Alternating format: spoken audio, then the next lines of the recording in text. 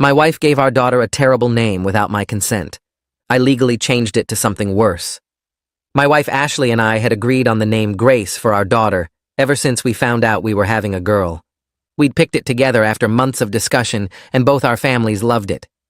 Grace was classic and beautiful and meant something to both of us, since it was my grandmother's middle name and Ashley's favorite virtue name. Everything was set until the day our daughter was born. I was in the cafeteria getting coffee after being up for 30 hours during Ashley's labor when she filled out the birth certificate. When I came back, the nurse congratulated me on baby Brinley McCartney. I thought I heard wrong and asked her to repeat it. She showed me the paperwork where Ashley had written Brinley McCartney with that exact spelling. I asked Ashley what happened to Grace, and she said she'd had an epiphany during labor that our daughter needed a unique name that stood out. She said Grace was boring and common, and our daughter deserved something special. I reminded her we'd agreed on Grace for 6 months and told everyone that was her name. Ashley said she was the one who carried the baby for 9 months and went through labor, so she got final say. The nurse said they could hold the paperwork for 24 hours if we needed to discuss it, but Ashley said it was already submitted electronically. That was a lie, but I didn't know until later. Our families were horrified when we announced Brinley McCartney. My mom asked how to spell it 3 times and still got it wrong. Ashley's dad said it sounded like a pharmaceutical drug. My sister asked if we were joking. Ashley got defensive and said everyone was jealous of our daughter's originality. She started calling the baby Bryn, but spelled it Bryn in texts, Bryn in cards, and Bryn on social media, never remembering her own daughter's spelling. The pediatrician's office misspelled it 4 different ways in their system. The insurance company said it exceeded their character limit. Daycare sent home forms with Brittany McCartney and couldn't understand why that was wrong. Ashley blamed everyone else for not appreciating creative names. When Brinley was 3 months old, I tried to get Ashley to agree to change it. She said I was trying to erase her birth experience and maternal bonding. She said the name came to her in a vision during contractions, and changing it would damage their spiritual connection. She actually used those words while our daughter's name got butchered by everyone who attempted it. The preschool years were hell. Brinley got called everything but her actual name. Teachers gave up and just called her B. Kids couldn't pronounce it. Parents thought we were pretentious idiots. Ashley insisted everyone was wrong and started correcting people aggressively. She'd interrupt story time to fix the teacher's pronunciation. She'd make other parents repeat it until they got it right. She made Brinley practice spelling it hundreds of times, even though she was only 4. When Brinley started kindergarten, she came home crying because kids said her name was stupid. Ashley told her they were jealous and bland while their daughter was extraordinary. Brinley asked if she could be called Grace instead, and Ashley grounded her for being ungrateful. That's when I started planning. I researched legal name changes for minors and found that one parent could petition if the other parent abandoned the child or was deemed unfit. Ashley wasn't unfit, but she was about to temporarily abandon Brinley. I convinced Ashley she needed a spa weekend for her mental health. I booked her a resort 2 hours away and said I'd handle everything at home. Ashley left Friday morning for her relaxation retreat. Friday afternoon, I filed emergency paperwork stating Ashley had left the state and abandoned her parental duties. Technically true since the resort was across state lines. The clerk who processed it saw Brinley McCartney on the form and immediately understood why a change was needed. She expedited it as a hardship case. By Monday, when Ashley returned, our daughter's legal name was Sizzlin Morghaney Weatherbottom. I'd added the Weatherbottom as a 3rd name for extra flair. Ashley found out when the school called asking about the updated documentation. She drove home screaming about what I'd done. Requested Reds is on Spotify now. Check out link in the description or comments. I heard the car screech into the driveway and knew she'd found out. The front door slammed open and Ashley stormed through, her face red and twisted. She threw her purse at the wall and started screaming about how I'd destroyed our daughter's identity. She demanded to know how I could do something so cruel and vindictive. I stayed calm on the couch, folding my hands in my lap. I told her I used exactly the same logic she did. The parent who handles the paperwork gets final say, and I handled this paperwork. Ashley's hands shook as she pointed at me. She called me a monster and said what I did was completely different. Her name choice came from a spiritual vision during labor, something sacred and meaningful. I leaned back and crossed my arms. I pointed out that Sizzlin Morghaney came from my vision too. a vision of showing her exactly how it feels to have your partner betray an agreement. She started crying then, mascara running down her cheeks, but I felt nothing except satisfaction. The school bus pulled up outside around 3:30. I watched through the window as our daughter climbed down the steps, her shoulders hunched and her backpack dragging. She walked up the driveway slower than usual. When she came through the door, tears were already streaming down her face. Ashley rushed over and knelt down, asking what happened. Our daughter sobbed that her teacher couldn't figure out how to say her new name. The kids laughed at her even more than before. Someone called her Pizza Lynn, and everyone thought it was hilarious. Ashley whipped around and screamed at me that I'd made everything worse. She said I'd taken a bad situation and turned it into a nightmare. I felt something cold drop into my stomach. That was my first real stab of doubt about what I'd done. Our daughter ran to her room and slammed the door.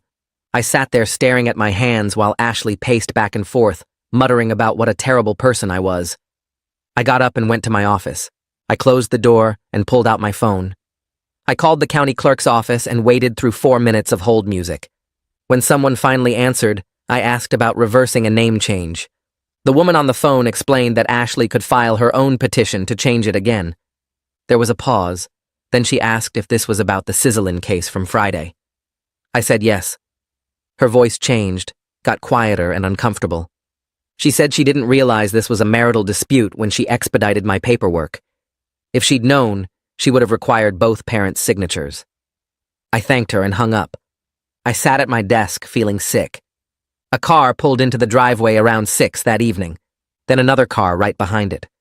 I looked out and saw Ashley's parents getting out. Her father, Jason, looked furious. Her mother, Ramona, had her jaw set in a hard line. I opened the door before they could knock. Jason pushed past me without a word. He went straight to the living room where Ashley was sitting with our daughter. Ramona followed him but stopped to look at me. She wouldn't meet my eyes directly. She said what I did was psychological abuse of both Ashley and our daughter. I tried to explain, but she held up her hand. She said she didn't want to hear it. Jason came back from the living room and got in my face. He said Brinley McCartney might not have been perfect, but at least it was pronounceable. At least it came from love instead of spite. He said the monstrosity I created was worse than anything Ashley had done. I stood there taking it because I didn't know what else to do. They stayed for 2 hours, mostly talking to Ashley in the other room while I sat alone in the kitchen. The next morning, my own parents showed up. Ashley had called them the night before. My father, Christopher, asked to speak with me outside. We stood on the front porch in the cold morning air. He said he was ashamed of me. He said he understood being angry at Ashley, but using our daughter as a weapon was unforgivable. I tried to explain that I was making a point, but he cut me off. He said the point I made was that I cared more about revenge than my own child. My mother, Adriana, came out and put her hand on my shoulder. She was gentler, but her words cut deeper. She said I'd turned a bad situation into something truly terrible. She said I hurt my daughter just to hurt my wife, and that made me no better than Ashley. They didn't stay long after that. I watched them drive away and felt completely hollow inside. 2 days later, the school called. It was the kindergarten teacher, Wyatt Cannon. He said he needed to schedule an emergency meeting with both parents. He wouldn't tell me what it was about over the phone, but his voice was serious and concerned. He said our daughter was having emotional problems at the school. He didn't know what was happening at home, but the child was clearly suffering. He said he was required to document his concerns. We scheduled the meeting for the next afternoon. Ashley and I drove separately to the school. We sat in separate chairs outside the principal's office, not looking at each other. Principal Alice Herman called us in. She had papers spread across her desk and a grim expression. She explained that our daughter had told her teacher she wished she didn't have a name at all. She said whatever was going on between us needed to stop immediately. We were damaging our child's sense of identity and self-worth. I started to explain that I was making a point about Ashley's original betrayal. Alice held up her hand and cut me off. She said she didn't care about our marital problems. She cared that a 5-year-old was used as a weapon. She said if we couldn't resolve this right now, she'd have to file a report with Child Services. The words hit me like a punch. Ashley started crying. Alice handed her a tissue box and waited. She said we had 1 week to show progress or she'd make the call. We left the office in silence. Ashley drove away first. I sat in my car in the school parking lot for 20 minutes. I stared at the steering wheel trying to figure out how my justified revenge had turned into threats from child services. I wanted Ashley to understand how wrong she was. Instead, I'd proven I could be just as wrong, maybe worse. I finally started the car and drove home. The house was empty when I got there. I sat in my driveway with the engine off, watching the sun go down through my windshield. I sat there until the streetlights came on and the sky turned dark purple. Ashley's car pulled into the driveway around 7. She got out slowly and walked to my window. I rolled it down. She asked if I was coming inside. I nodded and got out. We walked into the house together without speaking. Our daughter was in the living room watching cartoons. She looked up when we came in, and her face got nervous. She asked if we were still fighting. Ashley sat down on the couch and pulled our daughter onto her lap. I sat in the chair across from them. Our daughter looked between us with big, worried eyes. She asked why we kept changing her name. She asked if it meant we didn't love her. Ashley started crying immediately. Her whole body shook, and she couldn't get words out. I watched her try to speak and fail 3 times. Our daughter started crying too because Ashley was crying. I moved to the couch and put my hand on our daughter's back. I told her we loved her so much. I told her we both made really bad choices. I told her we were going to fix it together. Our daughter asked how. I didn't have an answer ready. Ashley wiped her eyes and said we'd figure it out. Our daughter asked if her name would change again. I promised her it wouldn't keep changing. Ashley looked at me when I said that, but didn't argue. We put our daughter to bed early. She asked 3 more times if we loved her before she fell asleep. After she was out, Ashley and I went to the kitchen. I suggested we file right away to change the name to Grace like we originally agreed. Ashley sat down at the table and put her head in her hands. She said she couldn't just erase the name that came to her during the most important moment of her life.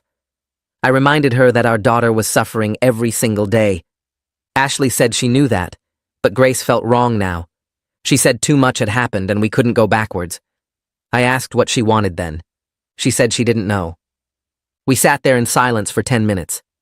I suggested we pick something new together. Ashley shook her head. She said nothing would feel right after all this. I was getting mad again, but tried to stay calm. I asked if she was seriously going to let our daughter keep suffering because of her feelings. Ashley asked if I was seriously acting like I cared about our daughter after what I did. We were at the same place we'd been for weeks, both too stubborn to fully back down. The next morning, my mom called while I was making coffee. She didn't ask how I was doing or make small talk. She said she'd contacted a family law attorney named Evan Ballard, who handled parental disputes. She was paying for a consultation because we clearly couldn't figure this out ourselves. She said our daughter deserved better than parents who used her identity as a weapon. I tried to thank her, but she hung up before I could finish. Ashley came downstairs and asked who called. I told her about the attorney. She asked if I'd asked my mom to do that. I said no. Ashley poured herself coffee and said maybe it was good. Maybe someone else needed to tell us what to do since we couldn't agree on anything. Evan Ballard's office called that afternoon to schedule appointments.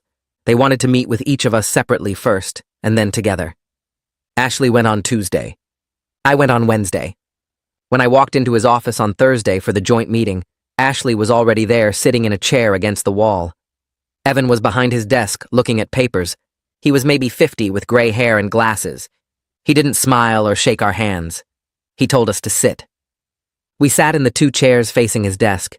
Evan looked up from his papers and studied us for a long moment. He said we'd both committed what courts consider parental alienation through name manipulation. Ashley started to interrupt, but he held up his hand. He said any judge would see through both our actions. He said judges focused solely on what was best for the child. He said neither of us had considered that. Ashley's face went red. I felt my stomach drop. Evan kept going. He said he'd reviewed the original birth certificate filing. He'd reviewed my emergency petition. He'd talked to the school. He'd read the documentation from the pediatrician about our daughter's distress. Ashley said her choice was about maternal bonding and spiritual connection. She said it wasn't revenge. Evan looked at her over his glasses.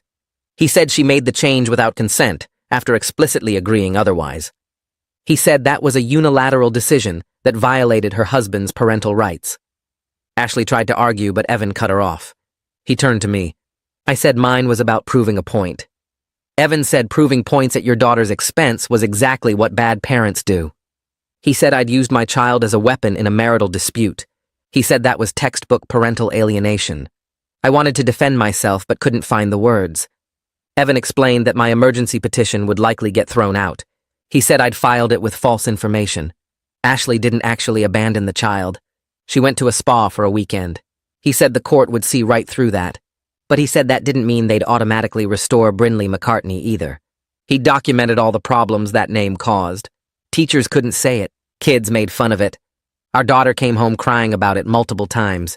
He said the court might decide both names were harmful and pick something else entirely. Ashley and I looked at each other. Neither of us had thought about that possibility. He said we should agree on a compromise name before the court forced one on us. He suggested we actually ask our daughter what she wanted. Ashley said immediately that a 5-year-old couldn't make such an important decision. Evan said she was old enough to have an opinion we should respect. He said our daughter was the one who had to live with whatever name she had. He said her voice mattered more than ours at this point. Ashley looked upset, but didn't argue more. Evan scheduled another meeting for the following week. He said we needed to talk to our daughter before then. We drove home separately again. I got there first and waited in the living room. Ashley came in 15 minutes later. Our daughter was at a friend's house and wouldn't be back until dinner. We had a few hours. I asked Ashley if she was ready to do this. She asked if I was. I said I didn't think either of us was ready, but we had to do it anyway. At 6 o'clock, Ashley's friend dropped our daughter off. We thanked her and brought our daughter inside. Ashley suggested we talk in her room. Our daughter looked scared again. I promised her everything was okay. We all went upstairs and sat on her bed. I asked what name she liked best. Our daughter looked at Ashley first, and then at me. She said, Grace. Ashley opened her mouth to say something. Our daughter started crying before Ashley could speak. She said she just wanted a normal name that teachers could say. She said she wanted a name that kids didn't laugh at. She was sobbing now. Ashley pulled her close, but our daughter kept crying. Ashley got up suddenly and left the room. I heard her footsteps going down the hall to our bedroom. Our daughter asked where Mommy went. I said she needed a minute. I stayed with our daughter until she calmed down. I told her Grace was a beautiful name. I told her we'd make sure that's what her name would be. She asked if Mommy was mad at her. I promised her Mommy wasn't mad.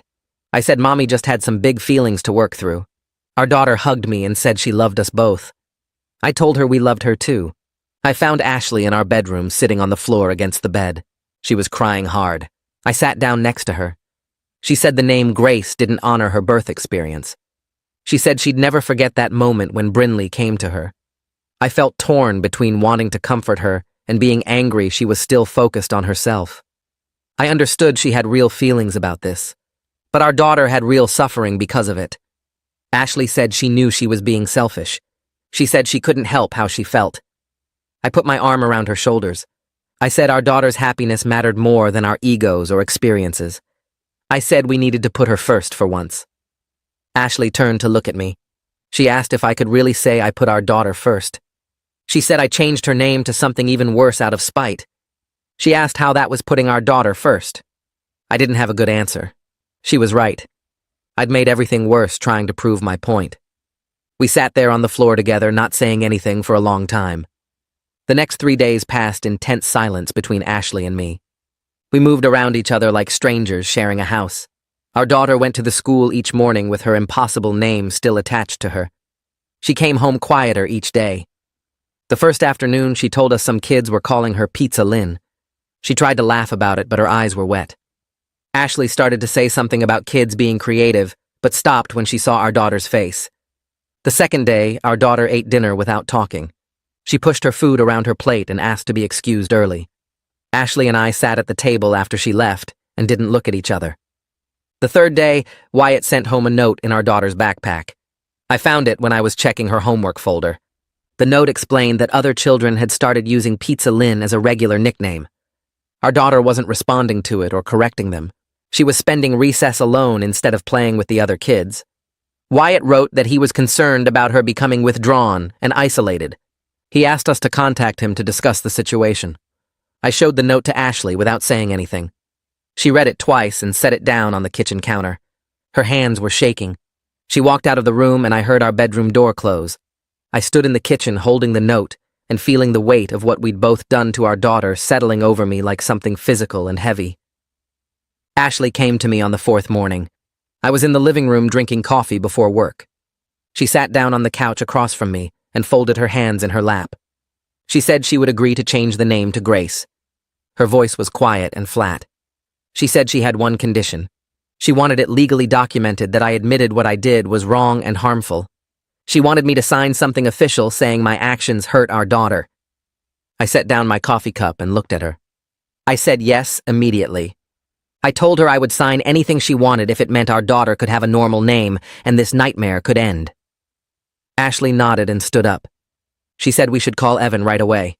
I grabbed my phone and dialed his number before Ashley could change her mind. Evan answered on the third ring, and I explained what we wanted. He said he could draft the paperwork that afternoon. He asked us to come to his office at 3. I told him we'd be there. Evan's office was in a building downtown near the courthouse. Ashley and I drove separately and met in the parking lot. We walked in together without talking. The receptionist led us to a conference room where Evan was already waiting. He had papers spread across the table. He explained that he'd drafted a joint petition to change our daughter's name to Grace. The petition included a statement from both of us, acknowledging that our previous actions were not in her best interest.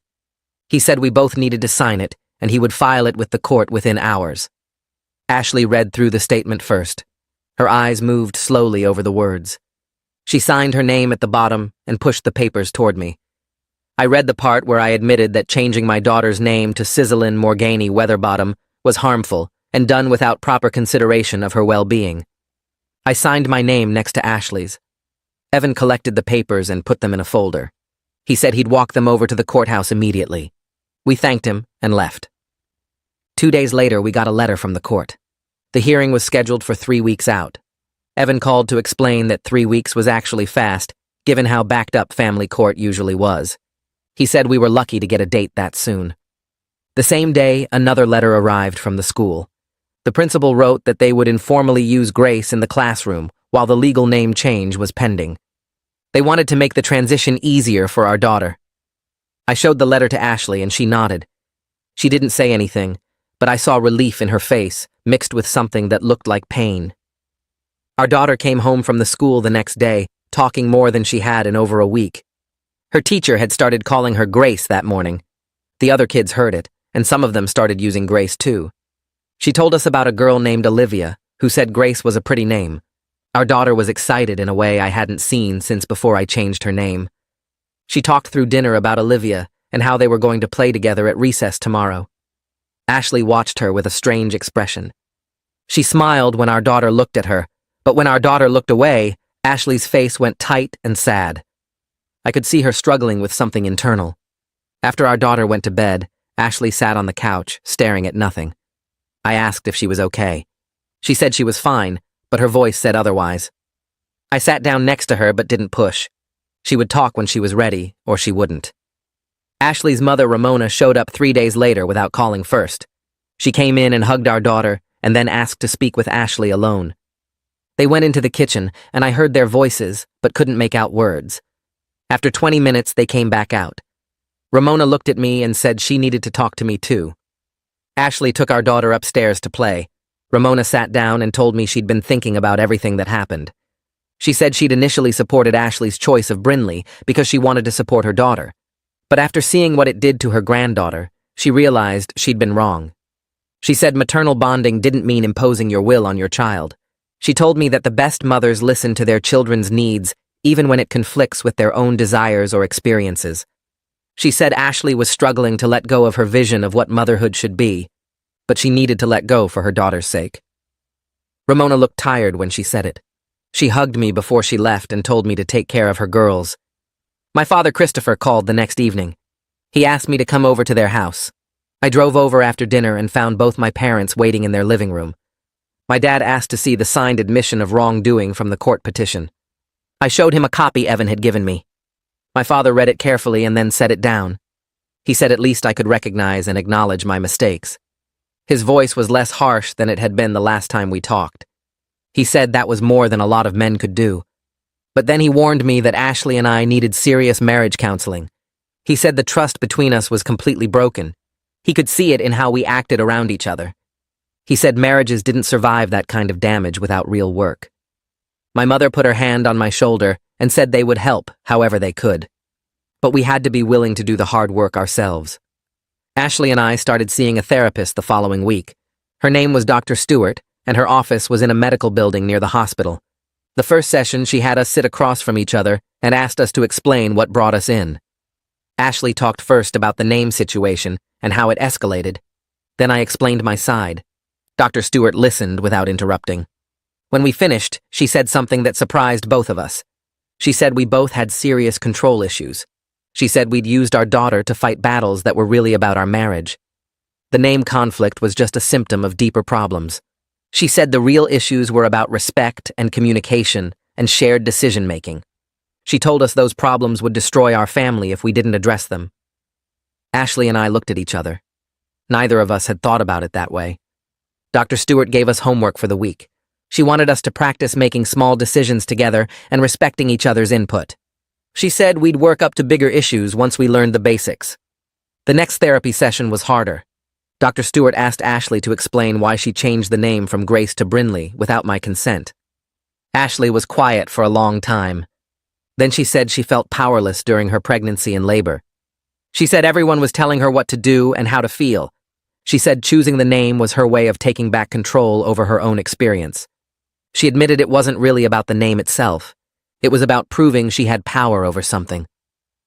Dr. Stewart asked me why I changed the name to something worse. I struggled to put it into words. I finally said I felt betrayed and made to look like a fool.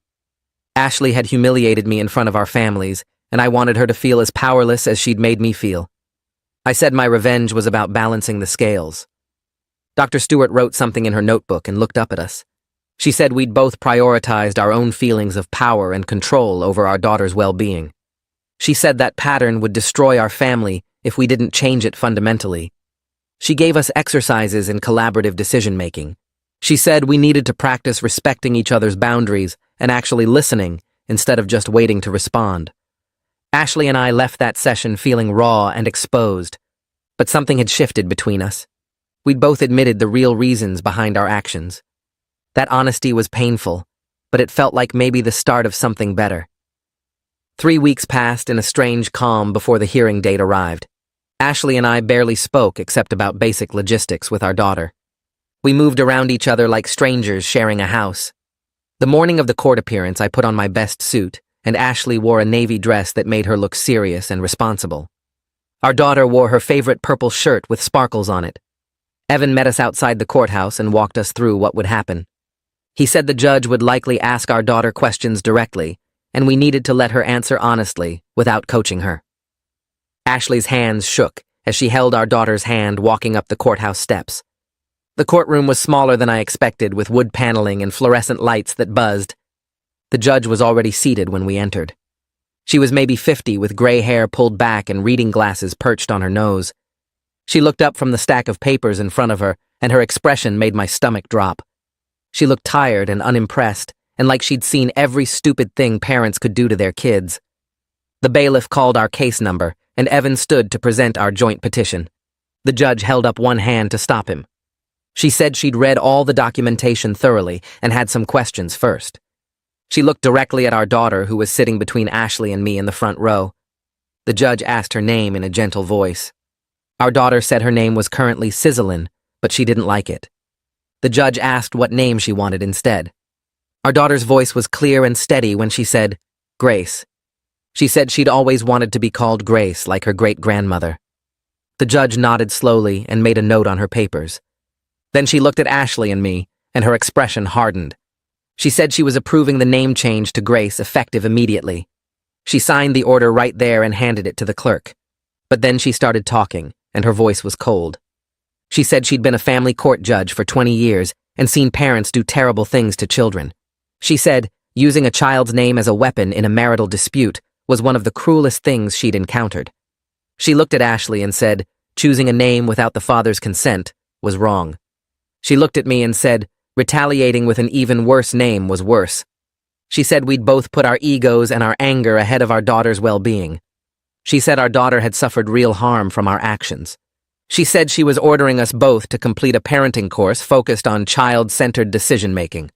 She said we had 60 days to complete it and submit proof to the court. She said she'd be monitoring our compliance personally. Then she picked up another document from her stack. She said she was also invalidating my emergency petition. She said I'd made false statements to the court about Ashley abandoning our daughter. She said Ashley had been at a spa 2 hours away, not abandoning anyone. She said making false statements in court filings was serious and could result in contempt charges. She said she was letting it go this time only because we'd reached an agreement. But she warned that any future manipulation of legal processes would result in serious consequences, including possible jail time. She said she didn't want to see either of us in her courtroom again. She dismissed us with a wave of her hand. Walking out of the courthouse, I felt like I'd been punched in the gut. Ashley was crying quietly beside me. Our daughter held both our hands and asked if everything was okay now. I told her yes, she was Grace now, and everything would be okay. But I didn't feel okay. We got what we originally wanted, but the judge was right about everything she said. I'd used my daughter to hurt Ashley. Ashley had used our daughter to prove some point about her maternal experience. We'd both been terrible parents. Ashley and I stood on the courthouse steps, while Evan went to get copies of the signed order. Neither of us knew what to say. We'd won, but it didn't feel like winning. Our daughter tugged on my hand and asked if we could get ice cream to celebrate her new name. Ashley and I looked at each other and both nodded. We walked to the ice cream shop 2 blocks away in silence. Our daughter got chocolate chip and talked happily about how she couldn't wait to tell her teacher her real name. Ashley and I barely touched our ice cream. That night after our daughter went to bed, Ashley said she was sorry for everything. I said I was sorry too. We sat on opposite ends of the couch and didn't touch. The school updated their records within 5 days. The principal called to confirm the legal name change and said they'd make the transition as smooth as possible. Our daughter came home from the school that Friday bouncing with excitement. She said her teacher announced to the class that she had a new name now and everyone should call her Grace. She said she made 2 new friends at recess who wanted to play with her. She said one of them said Grace was a pretty name. The teacher sent home a note saying our daughter seemed much more confident and was participating in class discussions more. She said the name change appeared to have relieved significant anxiety. Over the next 2 weeks, I watched our daughter transform. She smiled more. She talked more at dinner. She volunteered to read aloud when we did bedtime stories. The constant tension in her shoulders disappeared. But Ashley struggled. I'd catch her starting to say Bryn and then stopping herself. Our daughter would gently correct her when she slipped. Ashley would apologize with tears in her eyes and force herself to say Grace. I could see it physically hurt her every time. One night after our daughter corrected her for the 3rd time that evening, Ashley locked herself in the bathroom and cried. I stood outside the door not knowing what to say. Our therapy sessions continued twice a week. In one session, Ashley finally broke down about the name situation. She said she felt like she was erasing the most important moment of her life. She said giving birth had transformed her, and choosing that name had been part of claiming her identity as a mother. The therapist listened and then asked Ashley if her identity as a mother was more important than her daughter's identity as a person. Ashley was quiet for a long time. Then she said, no. The therapist helped her work through other ways to honor her birth experience. She suggested Ashley could write about it, create art about it, find a support group. She said Ashley needed to separate her own transformation from her daughter's identity. They weren't the same thing. In another session, the therapist focused on me. She asked why I'd felt the need to retaliate so dramatically. I explained that Ashley had humiliated me and broken our agreement and made me look like a fool. The therapist asked if making Ashley feel powerless had made me feel better. I admitted it had at first. Then it had made everything worse. She said I'd been trying to reassert dominance in the relationship instead of actually protecting my daughter. She said partnership meant neither person should feel powerless, but both people should feel respected.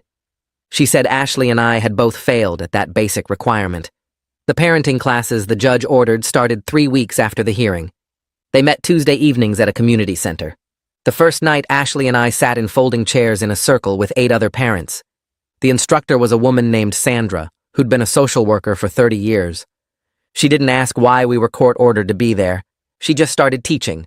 The classes covered things like collaborative decision-making and putting children's needs first. Sandra taught us frameworks for discussing disagreements without fighting. She taught us how to check our egos at the door when making choices that affected our kids. She had us do role-playing exercises that felt stupid at first, but actually helped. We met other parents who'd made different mistakes, but similar ones in spirit. One couple had fought over their son's medical treatment until he'd ended up in the hospital. Another couple had used their daughter's college choice as a battleground. Everyone in that room had put their own needs ahead of their kids' well-being. It helped to know we weren't uniquely terrible. As the weeks passed, Ashley's relationship with our daughter improved. I'd watch them together and see Ashley making a conscious effort to just let Grace be a kid. She stopped trying to make every moment meaningful or special. She stopped trying to prove something through her parenting. Grace started coming to Ashley more often for comfort when she was upset. They'd cuddle on the couch watching cartoons, and Ashley would stroke her hair. Grace started asking Ashley to help with homework and read bedtime stories. The trust that had been damaged was slowly rebuilding. I could see the relief on Ashley's face every time Grace chose to come to her instead of me. I started making more effort to include Grace in decisions around the house. I'd ask her what she wanted for dinner instead of just making something. I'd let her pick which movie we watched on Friday nights. Small things that showed her opinion mattered. She seemed surprised at first, like she wasn't used to being asked. One evening while we were reading together before bed, she got quiet and looked up at me. She said she'd been scared when her name kept changing. She said she didn't know who she was supposed to be. I felt my chest get tight hearing her say that. I told her I was sorry for putting her through all of it. I said I'd made bad choices because I was angry at her mom, but that wasn't her fault. She hugged me and said it was okay, because her name was Grace now, and she liked being Grace. I held her close and promised myself I'd never use her to hurt Ashley again. 3 months after the courthouse hearing, Grace came running in from the bus stop waving a piece of construction paper. She'd done a family art project at the school where she drew stick figures of all of us. There was me with brown hair and glasses. There was Ashley with long yellow hair.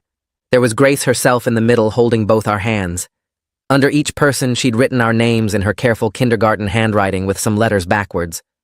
Under my stick figure, it said Dad. Under Ashley's, it said Mom. Under her own, it said Grace, with the G written extra big. Ashley and I both stood there in the kitchen looking at that drawing, and we both started crying at the same time. Grace looked confused and asked if we didn't like her picture. Ashley picked her up and said we loved it. We loved it so much. I took the picture and put it on the refrigerator with a magnet. Every time I walked past it that week, I stopped to look at that name written in wobbly letters. Grace. Just Grace. Ashley and I kept going to therapy every week. The therapist gave us exercises to practice at home. We had to discuss small decisions together before making them, even stupid things like what color towels to buy or where to go for lunch. It felt awkward at first, checking in with each other about everything. But slowly, it started feeling more natural. We got better at actually listening instead of just waiting for our turn to talk. We learned to say things like, I hear what you're saying, and help me understand your perspective. It sounds corny, but it actually helped. We weren't back to where we were before Brinley happened. That version of us was gone, but we were building something new that felt more honest. We both knew what the other person was capable of now. There was no pretending we were perfect partners who always agreed. We were two people who'd hurt each other badly and were trying to do better. Family dinners with our parents got easier over time. My mom and dad started coming over again for Sunday meals. Ashley's parents joined us too. The first few dinners were tense with lots of careful conversation about safe topics like the weather and Grace's school. But gradually, everyone relaxed as they saw us actually working on our problems. My dad pulled me aside one Sunday and said he could see the effort we were putting in. He said he was proud of us for not giving up. Ashley's mom told Ashley the same thing, but nobody let us forget what happened either. My sister still made jokes about pharmaceutical names. Jason would randomly say, "Weather bottom," and shake his head. They'd turned the whole disaster into a family cautionary tale.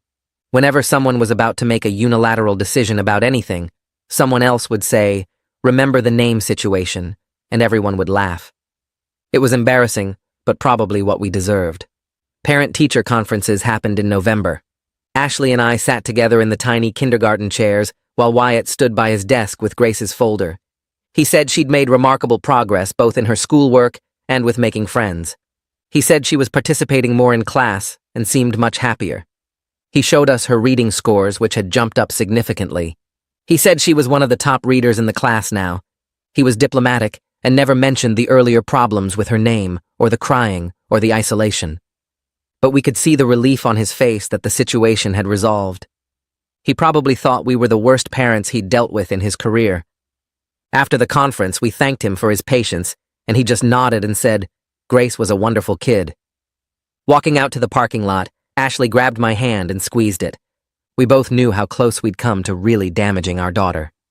A few weeks later, Ashley showed me something she'd been writing. It was a letter to Grace that she planned to save and give her when she was older, maybe when she was a teenager or in college. The letter explained the whole Brinley situation from Ashley's perspective.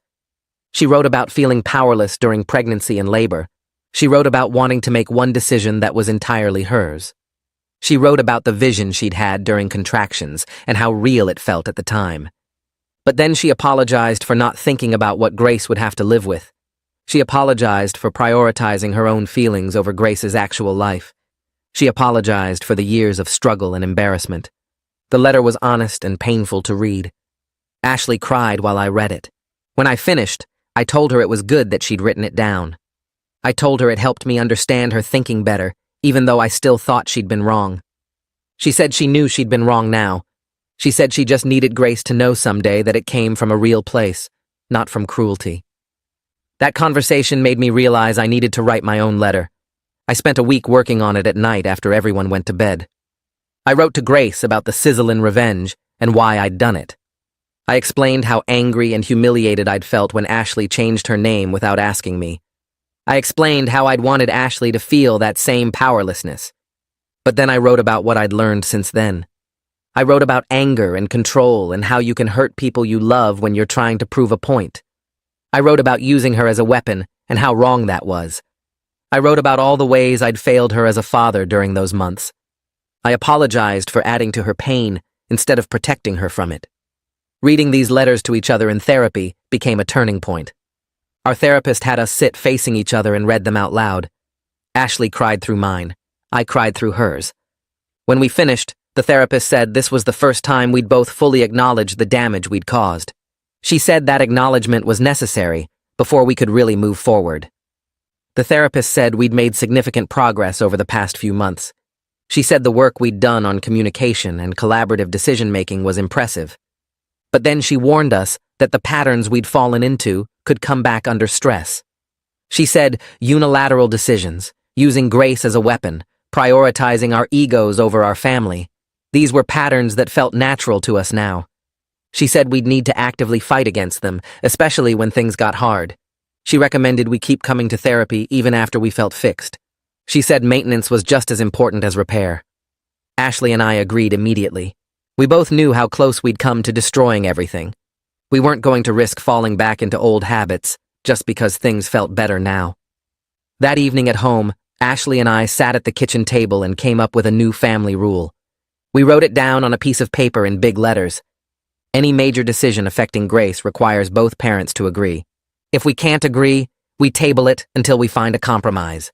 No exceptions, no emergency situations that justify going around the other person, no visions or spiritual connections that override partnership. We both signed it like a contract. Then we stuck it on the refrigerator right next to Grace's family drawing. Every time we went into the kitchen, we'd see it there, a constant reminder of what we'd promised each other and our daughter. 4 months after the courthouse hearing, Grace came running in from playing outside. Her friend from down the street took ballet classes, and Grace wanted to know if she could take them too. She was bouncing with excitement, already describing the pink leotard she wanted. Ashley and I looked at each other across the living room.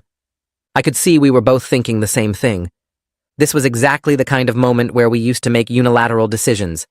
Ashley would have signed her up immediately without asking me, or I would have said no just to assert control. But instead, we told Grace to give us a few minutes to discuss it.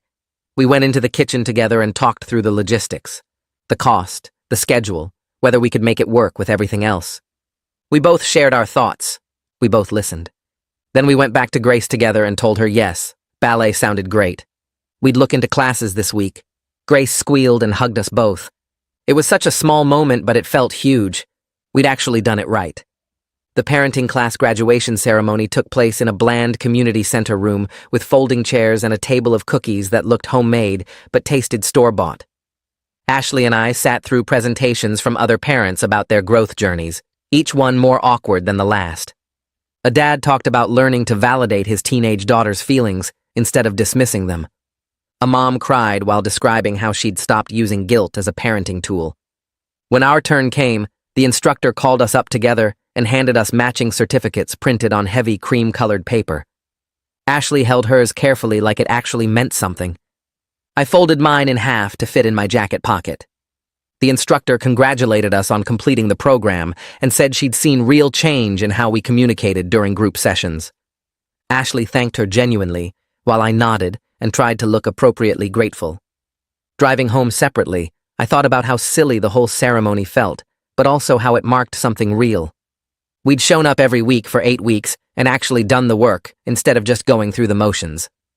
2 days later, an envelope arrived from the family court with the judge's letterhead.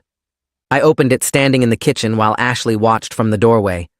The letter was brief, just 3 sentences acknowledging our completion of the required parenting classes and noting that we'd satisfied the court's conditions.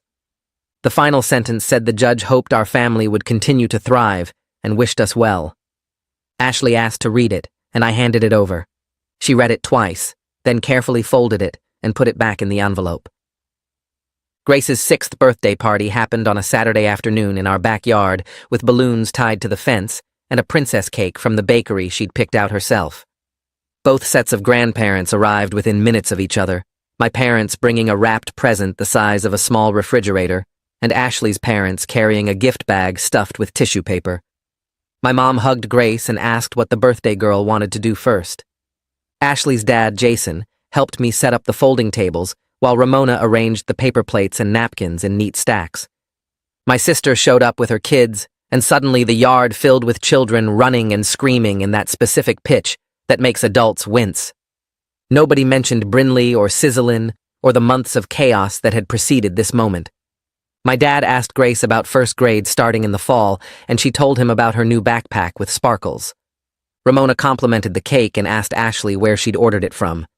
Jason talked to my mom about their garden and whether the tomatoes would come in early this year. The whole afternoon unfolded like a normal family birthday party, relaxed and easy without any pointed comments or careful topic avoidance. Grace opened presents and squealed over each one, hugging grandparents and thanking them without any prompting from us.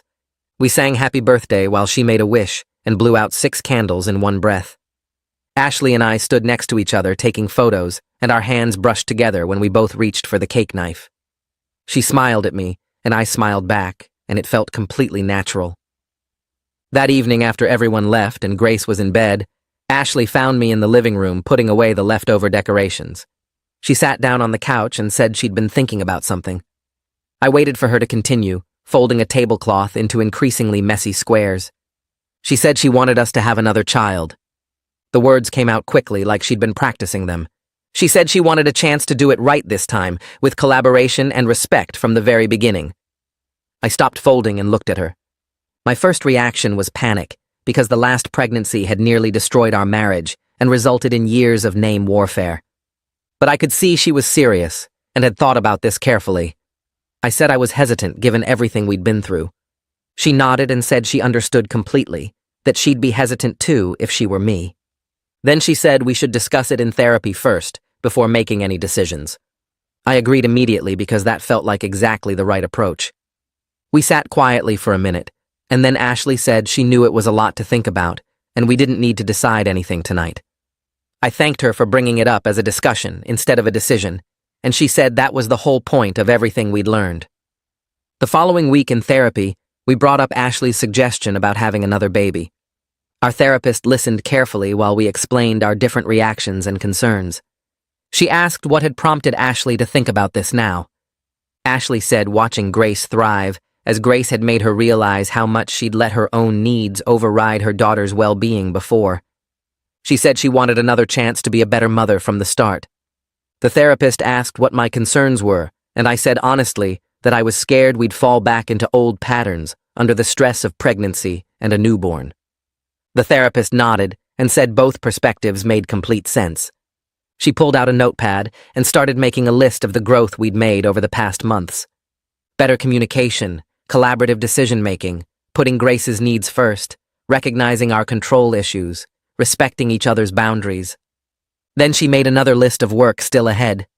Maintaining these patterns under stress, handling disagreements without power struggles, staying in therapy long-term, continuing to prioritize our daughter. She said if we did decide to have another baby, we needed to agree on the name before conception to avoid repeating our pattern. Ashley and I looked at each other and both nodded. The therapist said she wasn't telling us whether to have another child or not, but we needed to be realistic about the challenges and commit to handling them differently than last time. Over the next few weeks, Ashley and I spent several evenings at the kitchen table talking about potential names for a hypothetical future baby. The conversations felt completely different from before. Ashley suggested names and asked what I thought instead of announcing decisions. I shared my preferences and listened when she explained why certain names appealed to her. We talked about family names and meanings and how names sounded with our last name. Neither of us pushed or dismissed the other's ideas. We made lists and crossed things off and added new options. Ashley liked Olivia and I thought it was pretty, but worried about popularity. I suggested Thomas and Ashley said it reminded her of a childhood bully, but she appreciated me sharing it. We laughed about some of the terrible celebrity baby names we'd seen online. We agreed that uniqueness wasn't worth making a child's life harder. The whole process felt playful and collaborative instead of combative. One night, Ashley said she felt heard in a way she hadn't during her pregnancy with Grace, that she'd felt alone and powerless then, and compensated by grabbing control where she could. I said I felt respected instead of steamrolled, that I'd felt betrayed and humiliated before and lashed out to regain power. We both acknowledged how badly we'd handled things and how much better this felt. After a month of these conversations, we decided we weren't quite ready for another child yet. The decision came easily during one of our name discussions, when we both realized we were still practicing collaborative decision-making rather than genuinely planning a pregnancy. Ashley said she needed more time to be confident in our new patterns before adding a baby to the mix. I agreed completely and said I wanted to be sure we could handle normal life stress before taking on pregnancy and newborn stress. But the conversations had been valuable practice in exactly the skills we'd been learning.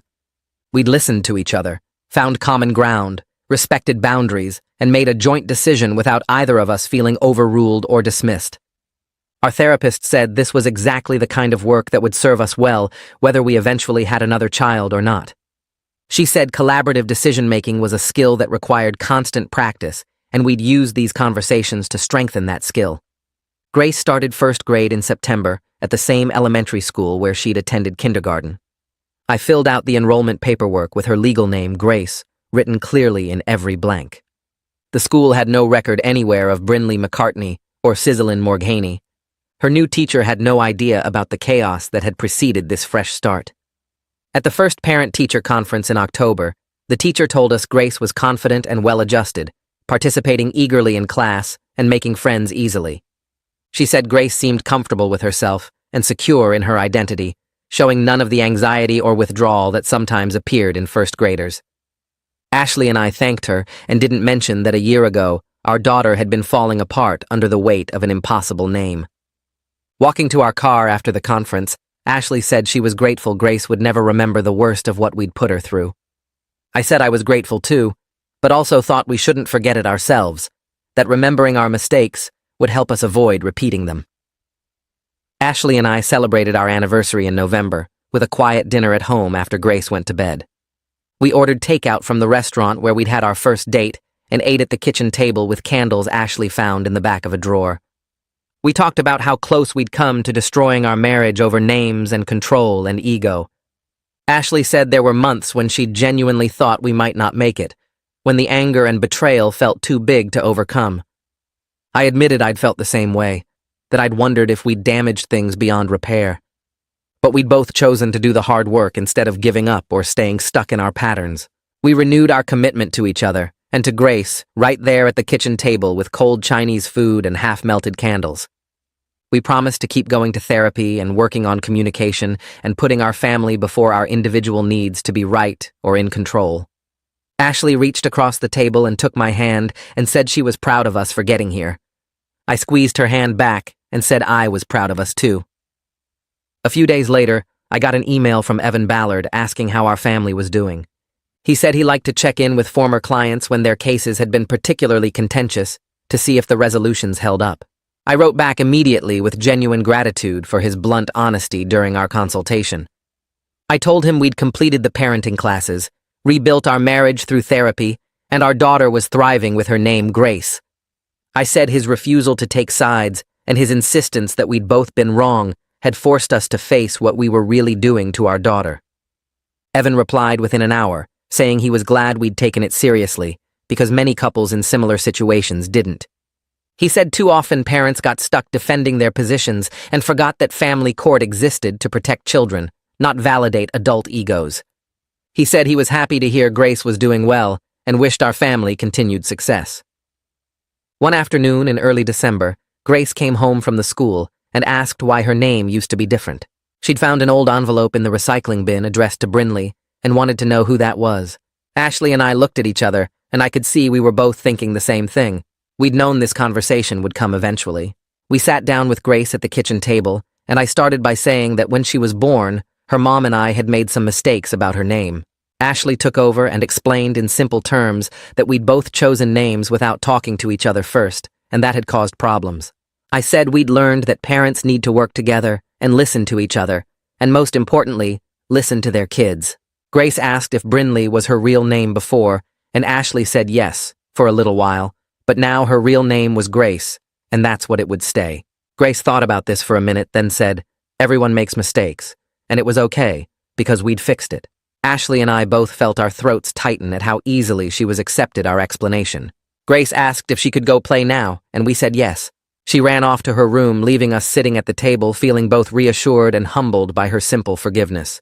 A few weeks later, I was in the produce section at the grocery store picking through apples when I heard someone say my name. I turned around and saw the county clerk who'd processed my emergency name change paperwork standing there with her cart. She looked uncomfortable and started apologizing right away, saying she should have asked more questions before expediting the filing. She said she'd felt terrible ever since she found out what had really happened, that she'd been manipulated into helping me hurt my own daughter. I stopped her and said it wasn't her fault at all.